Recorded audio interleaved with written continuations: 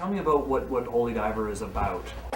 Well, Holy Diver actually is a really kind of religious song. I mean, it's once again based from a religious attitude. I have a tendency to do that a lot too, because I think that, especially the religion that I grew up with, Catholicism, has gotten itself so far behind the current current method of healing, because it's so steeped in the past, that I've always had to go at them for really teaching by fear more than teaching by love. Of course they teach by love too, but I was always afraid as a kid of the nuns, you know, the big penguins who were going to like smack you in the head with a ruler, which is what they always did anyway.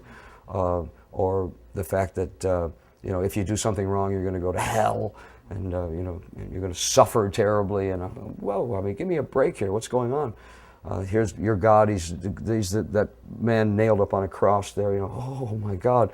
Again, it was so much more by fear that I just really divorced myself from most of those attitudes.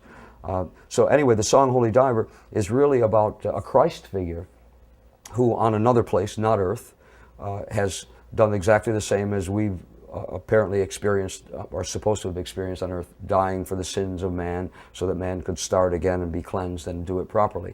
So the same thing happened on this other far distant planet. And all the people on this planet are saying to him, you know, they're calling him the Holy Diver. Holy Diver because he's about to go to another place, to another planet, another world, to do what he did on this place, save people from their sins, or absolve them from their sins by having himself killed. And the people are saying to him, "Don't go, no." You know, innuendos of tigers and stripes and, you know, hearts and being eaten and you'll die. And it was meant to be, it was meant to show just how selfish humanity is. That this one form of humanity on this one world said, no, don't go down there and save anybody else. Stay here. We need you. You're ours. That's what that was about. We're talking about religion, and we've talked to people about religion on this journey, and about Christianity and about Satanism. And Satanism, as you know, has run through metal music, or at least satanic imagery. And we were in Norway, where a lot of these bands take this stuff very seriously, to the point where they burned down churches, and there's been murders in that scene. I'm interested to get your perspective on the satanic content in metal, and also how religion has played a part in the music that you've made.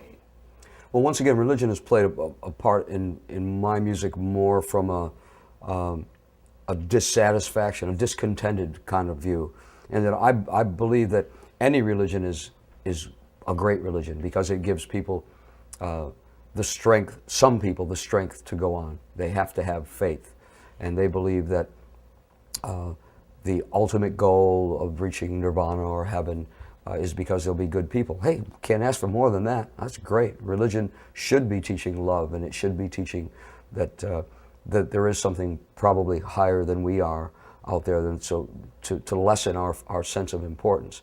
So, you know, as far as religion goes, I've always dealt with it that way, that it's a good thing, but I think maybe sometimes the teachings don't hold true to themselves. Thou shalt not kill, an eye for an eye.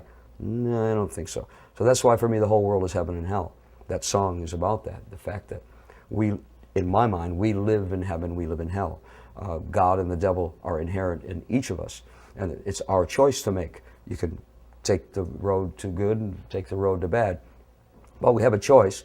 The optimum way to go, of course, is to do the good thing.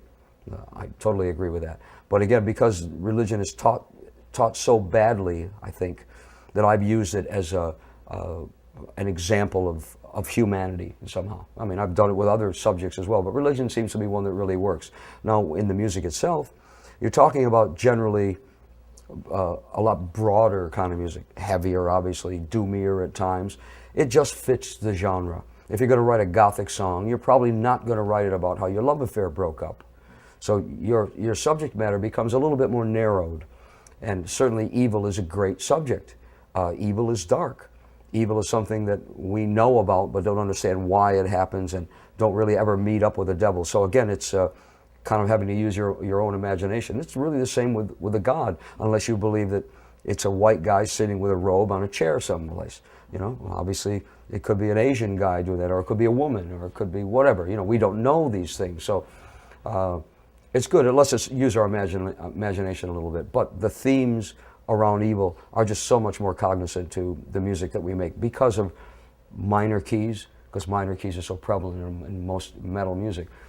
It's hard to write a song in an entire minor key and talk about, you know, nice things. It just is. So it's a vehicle. It's a good vehicle. In my case, I've done it differently.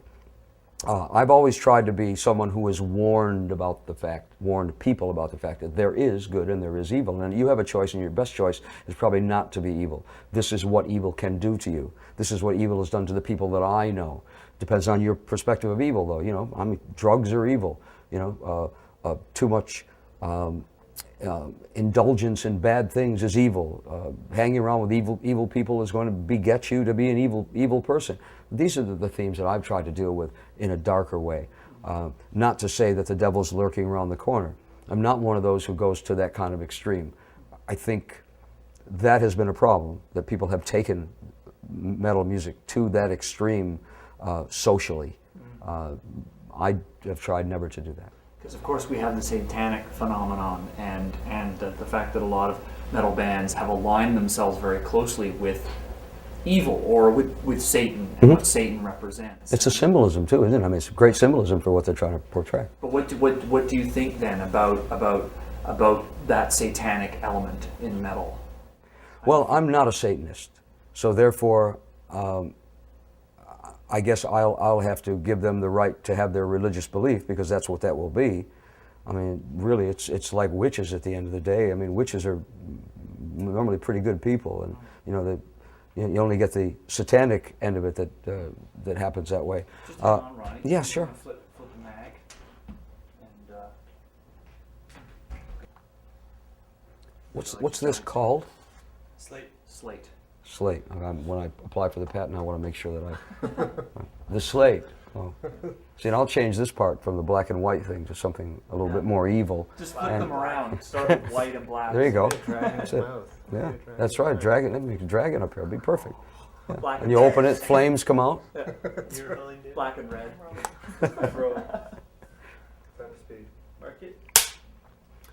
So, Ronnie, just continue with your thoughts on the satanic content of heavy metal. Okay, again, you know, from my perspective, it's always been a warning about it. Look, there's evil, a lot of evil out there in the world. In case you don't know that yet, there's a lot of evil in the world. So that's really the way I deal with it.